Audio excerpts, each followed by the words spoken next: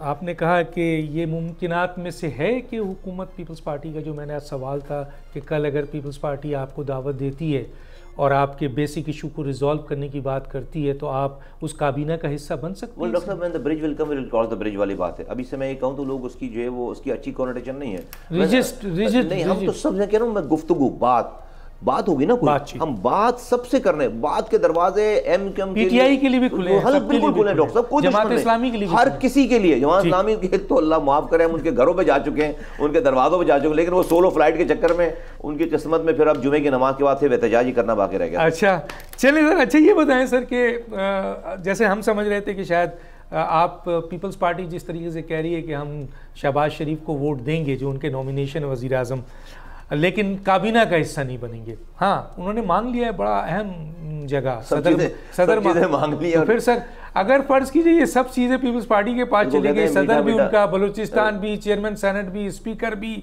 सिंध की हुकूमत भी, तो फिर क्या होगा सर? इसको कहते हैं मीठा मीठा हफ हफ, कड़वा कड़वा थू थू। तो मैं समझता हूँ कि मैंने देखा था PMLN वालों के बयान भी देखें कि भाई आप जो है वो बर्डन भी शेयर करें। पाकिस्तान में ऐसा वक्त आ गया कि कोई भी हुकूमत पूरी लेने के लिए तैयार नहीं है सबको, क्योंकि मुश्किल हालात हैं।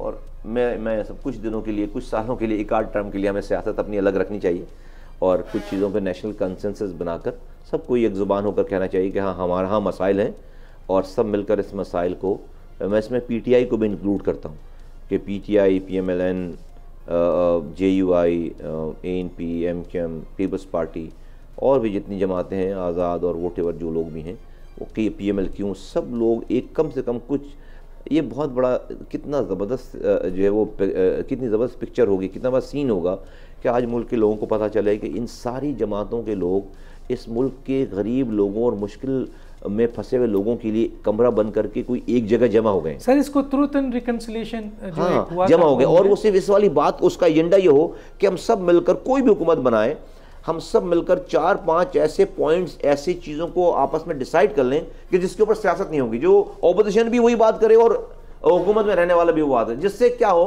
जिससे एक आम आदमी को फ़ायदा हो सके। अब फर्ज करें कि पेट्रोल की कीमत बढ़नी है तो ऑपोजिशन वालों को पता है कि क्यों बढ़ रही है।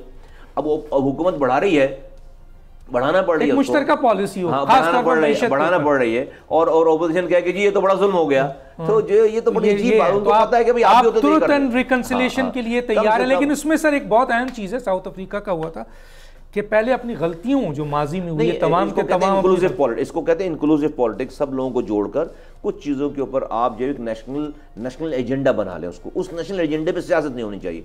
ट्रूथ एंड रिकंसिलिएशन तो एक दूसरी बात हो जाती है डॉक्टर, एक नेशनल एजेंडा बना लें सारी जमातों के, इसके लिए भी तैयार नहीं। आखिरी सवाल है सर मेरा ये है, और वो ये है कि सर अगर वजारत लिया आपने, हुकूमत का हिस्सा बने, तो सर आपके वही पुराने रिपीट किए हुए वज़ीर सामने आ जाते हैं। क्या इस दफ़ा मुस्तफ़ा कमाल और नई MQM और नई सोच और नई डेवलपमेंट में नए चेहरे वजारत में जाएंगे, ये वही पुराने चेहरे? ये मेरा डोमेन नहीं है, ये डोमेन जो है कन्वीनर खालिद मकबूल सिद्दीकी साहब का है, डॉक्टर खालिद मकबूल सिद्दीकी साहब का। और आपका कोई ना कोई पॉइंट ऑफ व्यू तो होगा जो वहाँ पे देंगे। डेफिनेटली मैं वहाँ पे जब ये अभी तो ये मरहला आया ही नहीं है, जब ये मरहला आएगा तो जो सिचुएशन आएगी तो डेफिनेटली मैं वहाँ जो बात करूँगा तो वो यहाँ तो मैं आपके साथ शेयर नहीं कर सकता, लेकिन अल्टीमेटली ये वाला डोमेन जो है ना वो कन्वीनर का है, डॉक्टर खालिद। इस बात से मुत्तफिक हैं कि सर नए चेहरे आने चाहिए, जिस तरह आपने कहा पूरे पाकिस्तान में नई सियासत? डॉक्टर डिपेंड करता है कि कैसे हालात, क्या सारी सिचुएशन है। सब्सक्राइब करें और बेल दबाएं ताकि कोई खबर रह न जाए।